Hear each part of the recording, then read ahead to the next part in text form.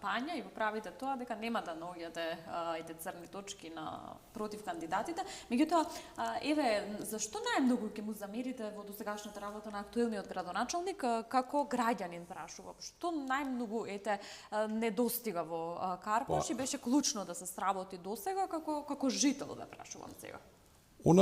Она што всушност и мене ме извади од комотната зона и ме втурна во оваа трка, не можев да останам инфериорен, она што му се случува на Карпош во делот на, сега колку и да не сакам, пак тука вртиме, на зеленилото, на сметот, значи бетонизацијата, луѓето не сакаат згради во парковите, распродавање на државното земјиште, паркови се претвараат во градежни парцели.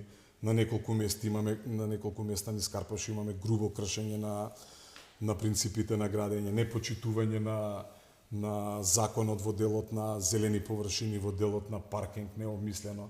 Тоа најмногу им смета на луѓето, стравуваат луѓето, верувајте. Како ме запознават, само ве молам тука да не најдете се збори има да не се сеќат овие дрвата.